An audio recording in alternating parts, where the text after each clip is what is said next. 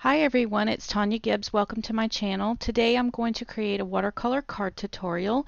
Here is a glimpse of the cards that we're going to be creating today. This is an Yvonne Blair Art Girls project. I am going to be using her card sentiment stamp today. As usual, I will put a link to a blog post down below that has more detailed photos as well as a link to where you can purchase the stamp. So to get started today, I've pulled out some scraps of watercolor paper. This is Canson 140-pound bond watercolor cardstock that I usually trim down to create card size panels, and these are the leftover pieces that are just in a scrap pile. I'm following along with another YouTube artist that does watercolor tutorials, and I will put a link to her channel as well down below in the description box. It's Jay Lee, and fantastic watercolor artist. And once again, these are not my designs, but I'm following along with her channel, and these are my practice panels. The ones that I end up throwing in the garbage because I'm just not that great at it will go in the waste bin. But the ones that I end up saying, hey, these aren't too bad, I can live with these. Since I'm doing these on little scrap panels, I will end up using these for my card panels. So the purpose of this for me showing you is that I'm not the best watercolor artist. So I'm showing you because I want you to know that, one, I want you to practice. These are simple brush strokes, and all I'm doing is taking the tip of the brush, placing it down at the bottom, using the belly of the brush to do the inside part of the tulip, and then using the tip, bringing back up and using the tip to finish off the end of the tulip. Now I am duplicating this because in the Jay Lee video there is no voiceover, so it's kind of hard to tell what it is that she's doing. Now mine are not great, I will tell you this, mine are not good, but I think it just comes with practice and using the right kind of brushes, and maybe I don't have the right kind of brush to do this, but I really think that it takes a lot of practice. Again, notice that where my hand is placed on the brush, it's kind of up and loose on the brush. Don't hold a tight grip, because I found that the tighter I held my hand on the brush, the less my tulips look like tulips. Also, one of the things I figured out was that I'm not using the best of watercolors here. She's using a really nice watercolor set, so that might be making mine not look so fantastic. But for what I'm doing, it's fine. And again, practice, practice, practice, because the more I practice these, the better I got at it. But again, I'm going to link up her video down below, and I encourage you to go to her channel because she has some fantastic watercolor tutorials, and I'm going to say just go follow her because she's fantastic. So there's my YouTube plug. I don't normally plug other channels, but this is one of those channels where I really think you should go check her out because she's fantastic.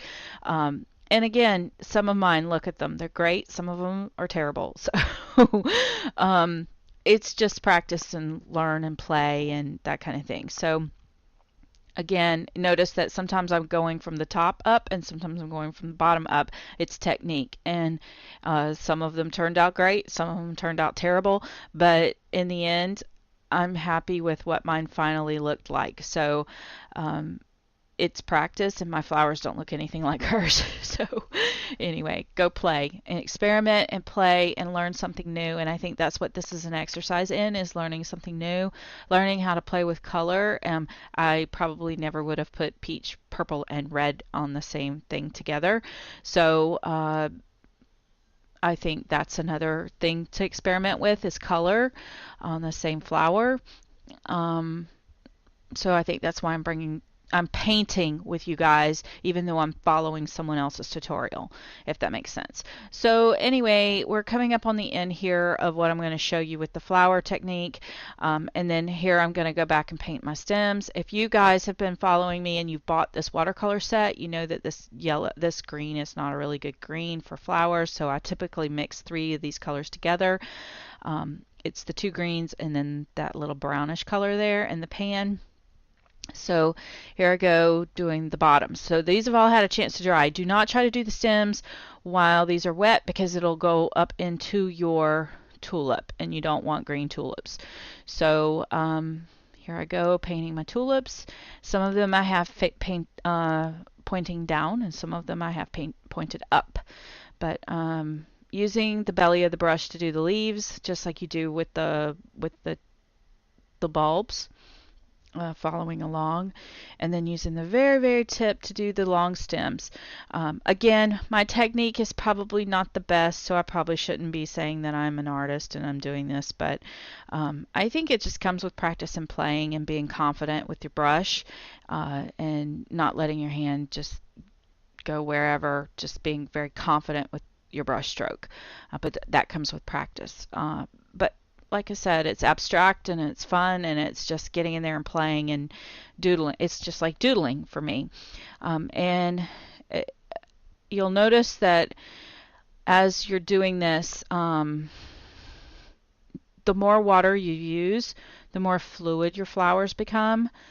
Jay Lee just has this impeccable eye for knowing when to add water. So go play. Go check out her channel and play. I just can't say enough about that. I know I'm babbling, but that's just how I feel about it. She's just an incredible artist. And in her videos, she has 2 screens up and she's got a baby that she's painting around. So just can't say enough about how talented she is. So again, here we go, just painting in these leaves. I'm going to just kind of stop talking right now and move on. But I have several of these panels that the premise of this is that I'm going to take these panels and I'm going to create cards. And I want you to know that I'm spending quite a bit of time here, as you can tell. It took me about 20 minutes to paint these. It didn't take very long. I'm not spending a lot of time on them. I think the more time you spend fussing over these, the more time you have, the more likely you are to mess them up. What I'm doing now is just going in where the watercolor has puddled. And again, these are really cheap watercolors, so they're not the best quality and they're not doing what I really think they should do. I'm just cleaning them up a little bit with a little bit of water and spending some time just making them look a little more blended. If you weren't using cheap watercolors, you probably wouldn't have to do that. Maybe adding a few brush strokes to just make them look grainy. And then I decided to just stop that and add my leaves. Okay, so now I'm going to move on and add my sentiment. All of these will have a little different sentiment, but depending on how much space I have up above as to which sentiment I picked out, to be truthful with you. Because of the size of the cardstock that I'm using, I was very limited with space. So I think this one says a happy hello. And I'm using a copper embossing powder on this. And I've moved away from gold. I kind of got a little tired of it, and I switched to copper for a while. I'm going to just say go with your stash. See what you have in your stash and go with it. Copper, gold, silver, whatever you have, black, white, it doesn't matter. You know, use whatever you have. I guess you wouldn't use white. So I wasn't really happy with the look of my tulips. So what I decided to do was take out a white gel pen, and this is where the mixed media person in me comes in. And everywhere the water sort of pooled up and the pigment pooled up, I just traced around to give my flower a little texture. Now I'm super happy with my tulips. So again, this just could be from me using cheap watercolors, and it could just be from me being hypercritical of myself. I don't know which one it is, but for me, I felt like they were just not up to par in quality, so I added texture to them. Again, preference. So I'm gone through my stash and I've pulled out an old set of papers. These are Webster's pages. It's called Petit Motif. And I've decided to take all of these little flowers panels that I've done and create cards. Now I'm not going to bore you with creating a card for each one of these because to be perfectly honest with you, I'm going to create the exact same card for every one of these. So I'm just going to show you at the end what they all look like. But the point of this is to be a stash buster. It took me roughly an hour to create every one of these, including the painting that I did. So that gives you an idea. This was a Saturday afternoon. Get in here, get it done, get it over with. So when you go in here to do a project like this, I highly recommend finding one layout that will work for everything and go through your stash. Find it's probably best to find a paper pad that coordinates, and let's just stash bust it. If you're a kit person who just buys a bunch of kits, it's probably best to just do a kit buster and make your flowers match whatever that kit is, or that 6x6 pad that you're trying to get rid of. Now, since I used that pattern paper and it had butterflies on the back, I was strategic with how I cut that paper down so that I could salvage those little butterflies. And since it said a happy hello, I thought the two butterflies there, since it would be a friend card, would be great there on the cover. Not all of these cards have the butterfly. In fact, I believe this is the only one that does. And I only added the matte medium there to the center of the butterfly so that their wings would stick up. And truthfully, off camera later on, I added Wink Estella to the butterflies so they had a little bit of glitter to them. I did not do that in camera. I'm going to only add foam adhesive to the panels on all of the panels for all of the cards. I added the foam adhesive to my flowers. Now keep in mind that the flowers are the focal point to all of my cards, so I'm keeping it simple. And for each one of my cards, I found a pattern paper that coordinated with the motif of that coordinated with the color of the flower, and then a solid color that sort of helped my flowers pop. So I'm going to map my flowers with the solid. If you do not have a paper collection that does have a coordinating solid, just go find some solid cardstock in your stash. I highly recommend for something like this, either find a 6x6 paper collection that you're trying to pop out, or go through your scrap pile.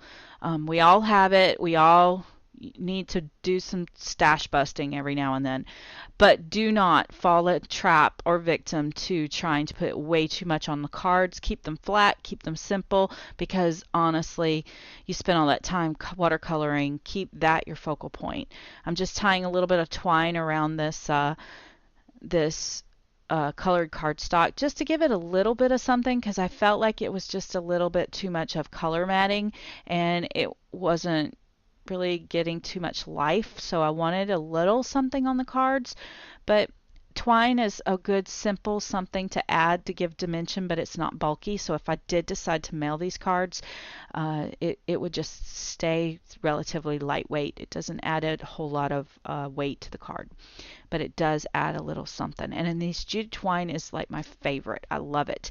So once again, just adding that simple little texture gives the card a little bit of life. So here we go to the inside, and I used a soft blue because it just reminds me of spring. Again, it's old cardstock I've had for a long time.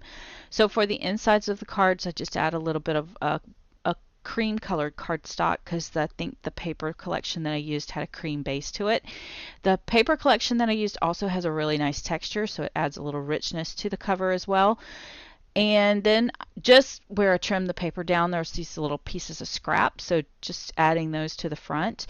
I was really careful with how I added my adhesive there so that I could turn this into a little bit of a gift card holder if I choose to later. You know, like if I'm sending this to a friend, a happy hello, maybe adding a little Starbucks gift card there.